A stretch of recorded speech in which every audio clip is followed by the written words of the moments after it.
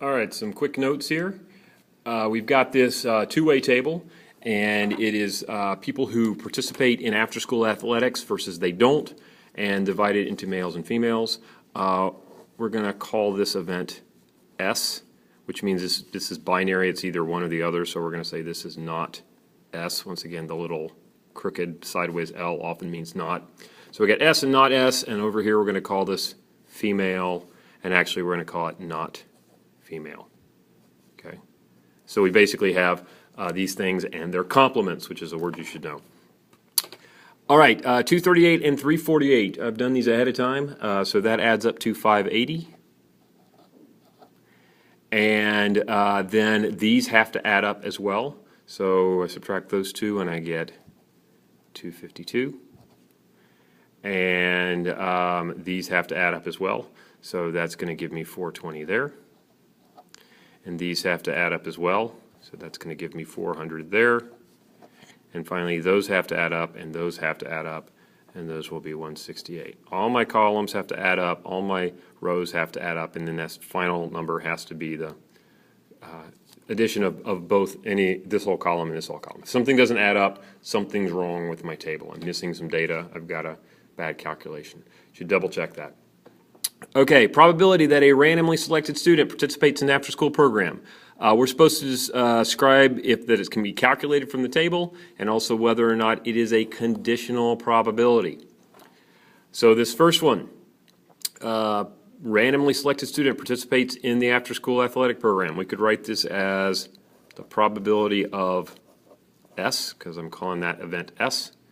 And yes, we can do it. It's not conditional because it doesn't depend on anything else. And our probability is, drum roll, 400 out of 1,000, or 40%. Okay? The next one, probability that a randomly selected student who is female participated in the after-school athletic program. Oftentimes it's helpful to say this to yourself several times, make sure you get it in the right order. But this is basically, we are assuming that we're definitely given that they are female. So that is the thing that we know, and then we are trying to determine if they are S. So I could have put just an F there. I wrote female out, but F is our other event. Okay, this is probability of after-school program, after-school athletics, given female. Okay, once again, that's just a bar. This is conditional, which is off the screen. This is conditional because it's conditional on the condition that exists is that we know we are picking a female.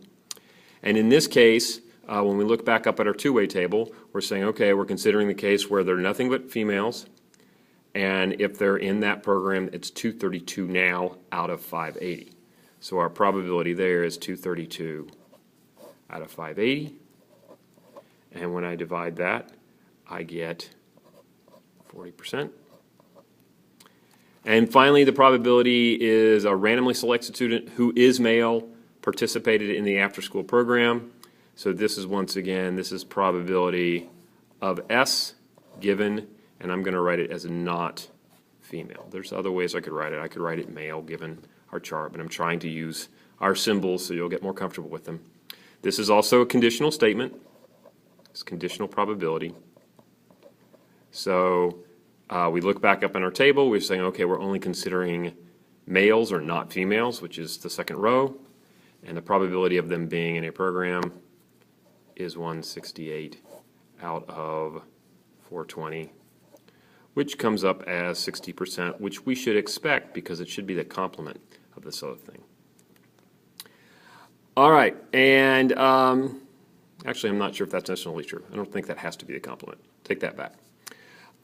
Two events are independent if knowing that one event has occurred does not change the probability of another event. Now, this is our general one, but it means something else. Notice that the probability of the event F, the event that a randomly selected student is female, and S, that an event randomly selected student participates in after-school programs, F and S would be independent events if the probability that a randomly selected student participates in after-school athletics is equal to the probability that a randomly selected student who is female participates in after-school athletics. In this case, that means the probability of participating in after-school activities is the same as the probability of participating in those activities given that you're female.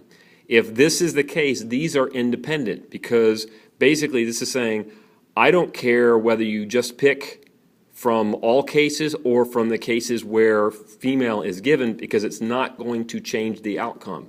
This is another way to symbolically state that two things are independent. Another way that we can state that they're independent is the probability that S intersects F equals the probability of S times probability of F. That was our other one. Either one of those will work. Okay, so let's go and put this to use.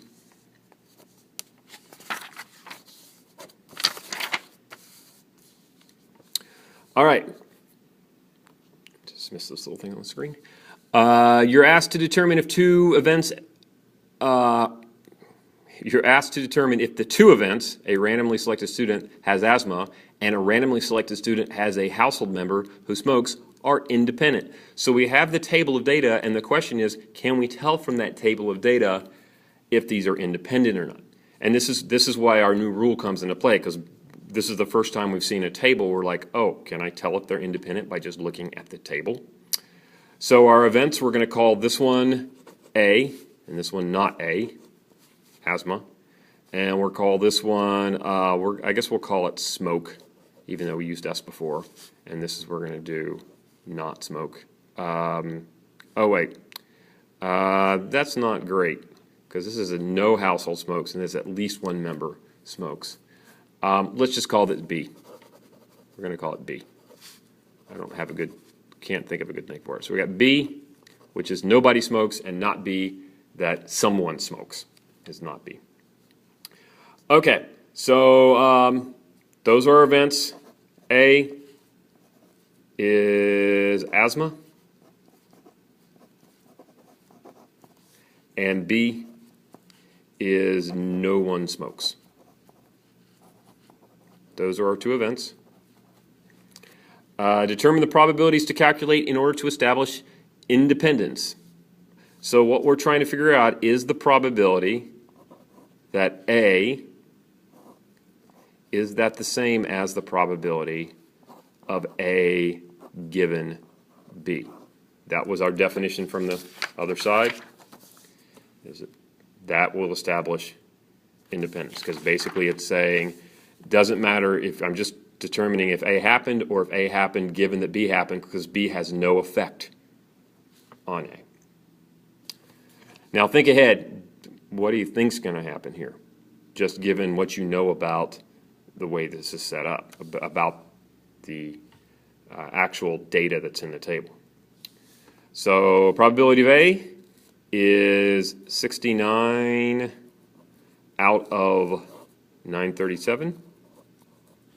Probability of B, and this is a question mark still, or A given B. So A given B, so I'm only looking at the B column because I'm saying no one in the household smokes. That's going to be also 69, but this time out of 5. Oops, I did that wrong. Let's back it up. I did that wrong. Probability of A going across that they have asthma is 182 out of 937, because the probability they have asthma is here out of a total 937, whereas the probability of they have asthma given no one smokes is here. So I'm just looking at this column, 69 out of 542. So those are very hard to tell if they are the same or not. So I'm going to put them in my calculator.